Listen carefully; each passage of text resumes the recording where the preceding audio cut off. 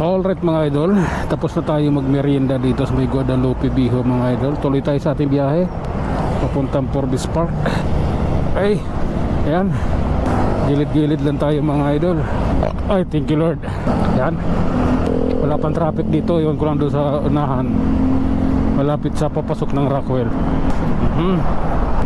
Okay, status dito. Oh my god, ayan na, ayan na. Ito traffic na to dito mga idol. Ay, ano tayo, katamang daan tayo. Huwag muna tayo sa maling daan. Hindi naman gaano mahaba eh. Kaya natin yan. Okay, alalay lang mga idol dahil sa tamang daan tayo. Hop, yeah. Okay, kaya na, nasa tamang daan tayo. Hop, yeah. Dandahan na may kasamang pag-iingat. Hop. Ay, may nagpipintura, nagdekorasyon,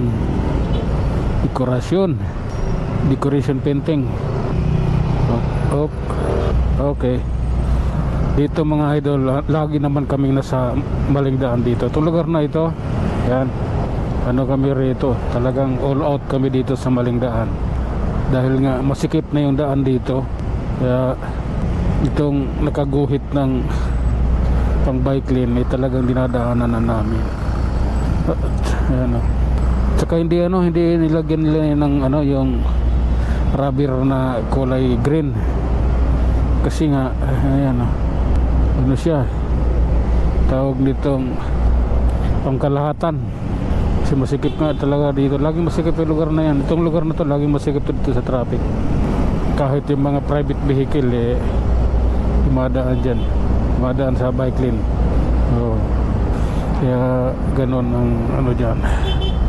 Lexus, tunting bilis, Lexus. Okay. Okay, dandahan lang at nasa maling daan tayo. Kambal ko pala yung nasundan ko. Oh, grabis din yun eh. Version 3 na ata yan. Oh, 3 na. Okay, kita mo mga private vehicle nasa bike lane din. Oh, di ba? Thank you Lord.